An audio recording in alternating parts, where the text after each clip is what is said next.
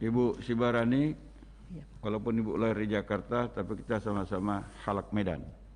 Itu kan? Ibu Sibarani, bahwa korupsi itu harus ada kerugian negara.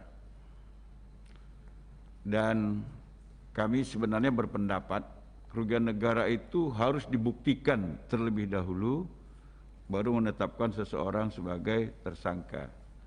Dan yang memeriksa kerugian itu harus badan yang ditetapkan oleh undang-undang. Pertanyaan saya sederhana, Bu. Ibu pasti sepakat dengan restorasi justice. Menurut Ibu, apakah kerugian negara yang sangat kecil pun seseorang harus dijatuhi hukuman? Itu yang pertama. Yang kedua,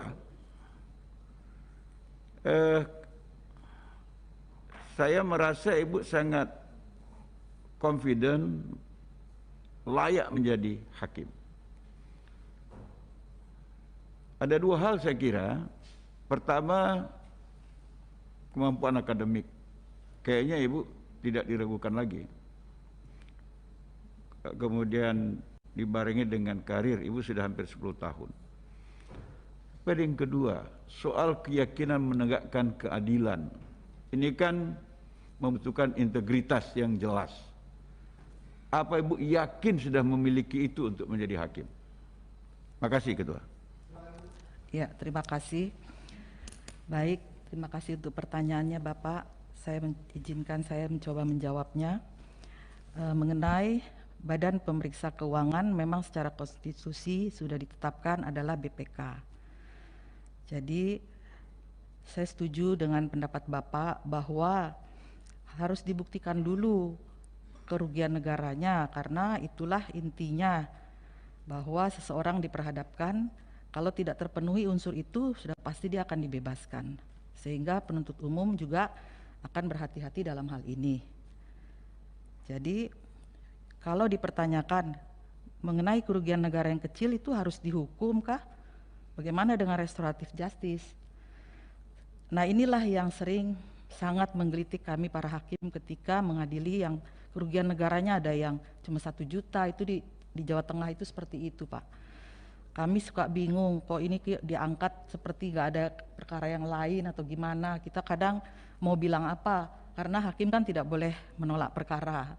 Nah, inilah di sini yang bagaimana ada pemahaman yang sama di dalam sistem peradilan pidana ini untuk hal-hal seperti ini mungkin perlu ke depannya dipikirkan dari anggota dewan. Mungkin seperti itu karena apa harus dihukum, sedangkan secara konstitusionalnya kan memang kita terikat juga dengan konstitusi dengan pasal 4 pengembalian kerugian keuangan negara tidak menghilangkan pidananya. Nah, seperti itu juga. Jadi kita mempertimbangkan banyak faktor Bapak. Sehingga apa harus dihukum, akhirnya kita kadang memberikan hukuman di bawah minimum seperti itu.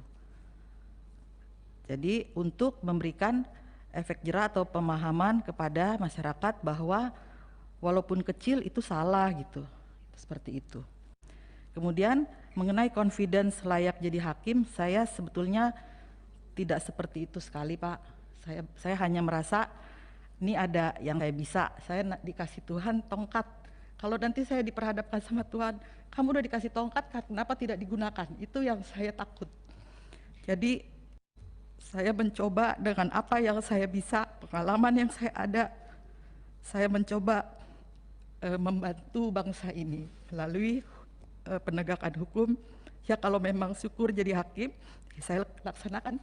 Dan jadi kalau masalah integritas, ya kita yang menilai adalah orang lain. Terima kasih.